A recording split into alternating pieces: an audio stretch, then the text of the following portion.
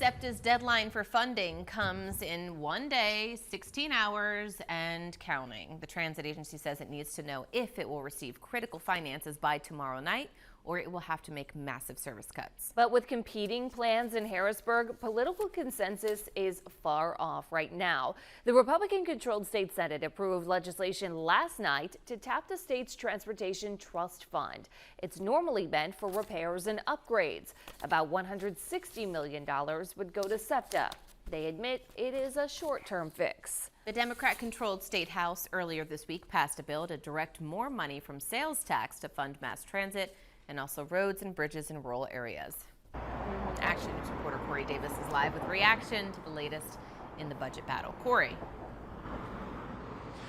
Aliana and Maggie, good morning. So Republicans say their plan and their proposals will be the best that they can give Democrats at this moment.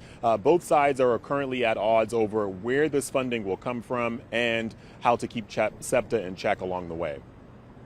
And so we have a perfect combination where we have funding opportunity, we have accountability.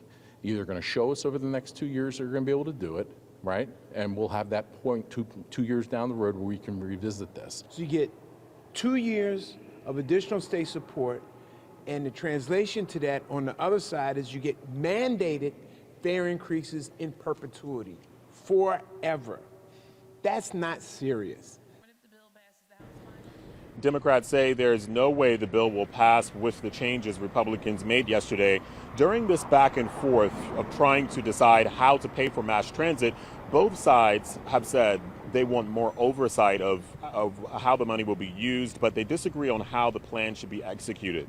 Republicans want to increase fares and tap into money that's currently in the Public Transportation Fund, but SEPTA's general manager says that funding is set aside for repairs, upgrade, and maintenance on tracks and vehicles.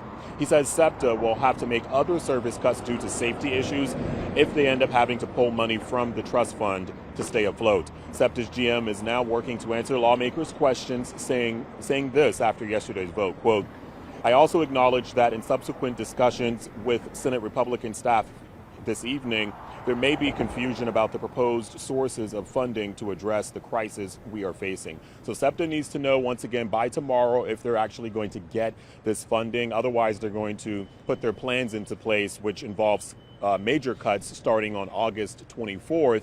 The House has to go over this bill once again. It's unclear if they're actually going to vote or even take it up today, so we'll stay on top of their schedule. Reporting live here in Manayunk, Corey Davis, Channel 6 Action News. Maggie? And the commuters all there with you, Corey, waiting for their trains in the morning. I know all eyes are on this plan and hopefully the funding to come through. Corey, thank you.